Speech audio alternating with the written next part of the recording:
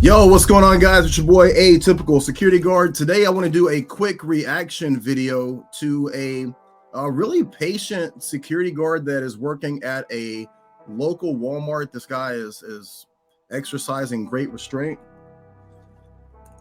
Get a little coffee there. Exercising great restraint, but I want you to look at how he escorts this belligerent suspect off of the premises and ask yourself, is he utilizing the best technique to get this done? We're going to get right into the video and then we will break it down together.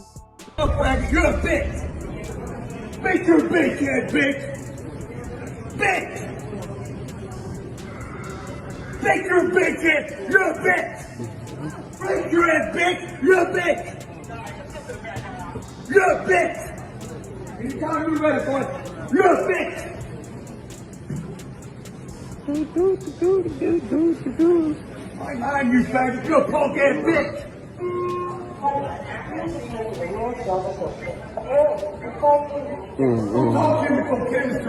You're a bitch. I'm gonna execute you to the executioner, boy. I'll be your executioner. Now I'm not your prosecutor, boy. Beat your bitch in. Put your feet on me again, boy. Don't put your hands on the face, boy. You got the bitch. Last time I about killed your ass, you're a bitch. Get the fuck away from me, faggot. You're a bitch. Punk ass nigga, you're a bitch. And also, so that is literally, if anybody ever wondered, that's exactly what my day is like on a daily basis. But listen, so really good restraint. Guard, controlled himself. Did not get into a verbal back and forth with this guy. Did not, for the most part, add any fuel to the fire. Just a few things of critique that I want to go over that I think are really important for all security guards. Now, specifically here for the company that I work for, the team that I'm on, I have seen this situation every single day, time and time again. And a lot of times it goes south based on a couple of things that this officer, I hate to say, did wrong, right? But just, I would like to see a little bit more technique employed, and I'm going to go over that with you guys. Just my opinion, take it with a grain of salt. So I'm going to bring the stream. I'm going to stop right here. So the first thing, guys, listen, upon first contact, just leave space between you and the subject. Too many times in security, we are rushing into the situation. I get it. You get that call, somebody is being belligerent, you hear the person screaming, you hear all of these things. But when you're coming into first contact, remember, twice COVID distance, right? Instead of 6 feet, 12 feet at the absolute minimum. So right here, the guard is directly up on this person. So if this person, decides to break bad and start, swinging his fist or throwing a fit or pull out a weapon, now you're in a situation where you're in a use of force situation, and we should be doing our absolute best to de-escalate this before it gets to that use of force. So I would like to see a lot more distance on the approach. Now, that could have happened before the video started. I'll give him the benefit of the doubt, but in what we're looking at right here, I would like to see a lot more distance on the approach and not getting so close to the subject. Again, instead of just walking right up to the subject, I would like to see more distance and then verbal commands. You want to be giving verbal commands as opposed to putting yourself in super close proximity. You have to remember from the subject standpoint, right? And from the people that are watching standpoint, when you come over in the uniform, specifically if you're armed, it's almost like your presence is your presence. I don't want to say it's like a form of intimidation, but it's a form of escalation by just you being there and you having that authority and you having that authoritative look, you having that uniform. If you're kitted out and you've got that firearm, it does lend a level of intimidation, and that's kind of why we're there, to a large degree. So you don't want to necessarily lead with that. So I would like to see twice the distance of COVID distance at the very least, and then giving commands. What are you giving commands for? Hey, sir, please calm down. Sir, please stop. Sir, please exit the building. Whatever it is that you're having to get across to this person, based on the situation, based on your authority, and based on the information that you've been given, I would like to see those commands being given way before you approach this person. let's go ahead and get this started. Make your bitch ass bitch. Bitch. Now, one thing I want you guys to understand is that when someone is filming this, they're not filming it for your benefit. What most people, 99.9% of the people are doing is they're filming it for content that they can put on social media. What are they expecting to happen? They're hoping for and they're expecting for there to be some sort of issue that's going to go south, where there's a hands-on situation and they get the clout off of putting that up. Listen, you, scratch that one, have to control the narrative, not the cameraman. So again, by keeping that distance, by giving those verbal commands, you are creating the narrative. What's the narrative?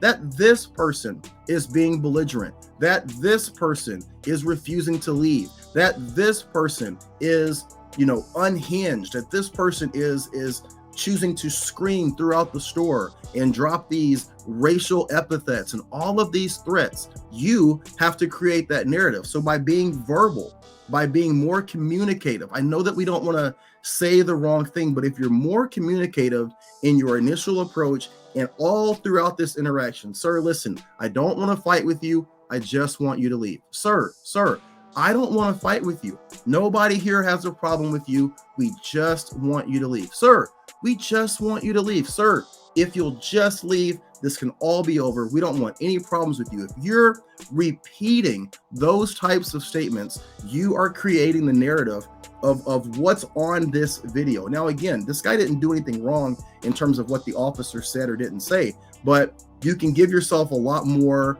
credibility and a lot more leeway should this go to the next step by creating that narrative yourself and not allowing the cameraman to do that himself. Make your bitch ass. You're a bitch. Make your ass bitch. You're a bitch. You're a bitch. So in this situation, let's just assume that you have gotten this close to this person and you have walked this person to this point. I can even see where on the other side of the registers, okay, there's customers there, there's staff that are there, right? So let's just say that you felt necessary to walk this person to this point. Once they're now past the registers, start to trail off. Give this guy a little bit of space. Start to de-escalate by lowering your voice, lowering your tone, and giving him a little bit more space. Allow this person to go out the door, conceivably. Allow this person to go out the door without you following them. Listen, what we want in this situation is for this guy to leave. We want him to leave. We want him to be outside of the store. Whatever he does outside of the store is of less consequence to us than what he does right here in the store. So start to trail off and just let this go. You're a bitch. I'm behind you, faggot. You're a punk ass bitch. So right here, one of the things that I really like to do in these situations is utilize the doors. I allow this kind of a person to walk through the interior doors. So those are going to be the inside doors. Allow them to go through the interior doors. And then while keeping an eye on this person, I'll simply turn the doors off and I will close them. So now if this person wants to come back into the store, he has to physically open the doors or he has to kick down the door, kick through the door. And what am I doing in that situation? I'm giving this person even more space to leave. I am putting another barrier between me and this person. And I am further, right?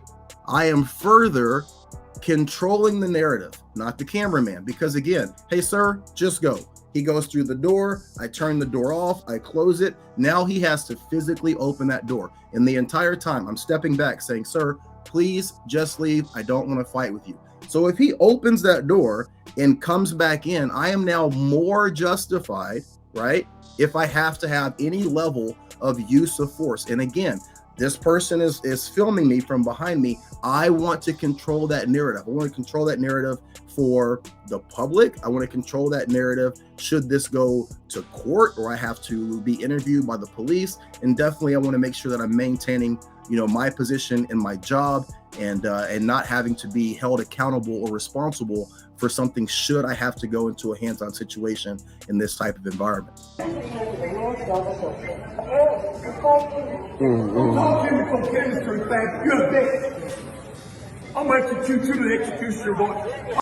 So right here, the subject is now completely out of the store. He's completely out of the store. Again, this is where you could utilize closing those doors, turning those doors off. But you're going to see that our guard I'll follows. be your executioner. Now I'm not your prosecutor, boy. Big too big, man. Put your feet on me again, boy. Going out into the parking lot is a very, very dangerous thing. Number one, you have a lot of concrete, these pillars, you have, areas of sidewalk that are sticking up, and you don't know who's out there. You're assuming that this guy is just, a crazy guy and he's screaming and yelling. You don't know if he has a friend, if he has somebody out there waiting for him. And now this can be a situation where you're, dealing with multiple people. You are better off inside the store. Listen, we're not police officers. We don't have to make an arrest on this person. All we want to do is get them out of the store, away from the customers, away from the staff. Once they're outside that door, there's no reason for it to actually go outside.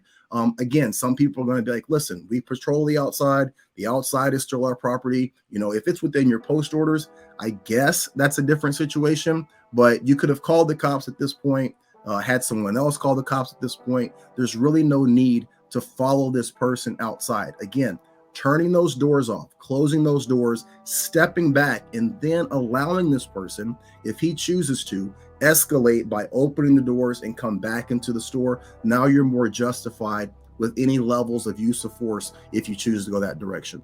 Don't put your hands on the face, boy.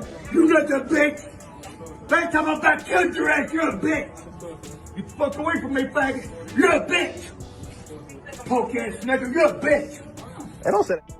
So right here, listen, a lot of N-words, a lot of epithets, and this is a situation where some guards, if they don't have that high level of restraint, they can respond. You find yourself in a situation where now you're fighting with the guy out in the parking lot. So, great work by this officer, great restraint by this officer, no disrespect to him and whatsoever. Just wanted to kind of give my opinion on how I would personally address this situation, what I would suggest for you guys. But as always, I'm open to your feedback, your comments, and what you guys think about this. How would you handle it? What are your thoughts on how I would handle it? Please comment below. As always, be safe and be great.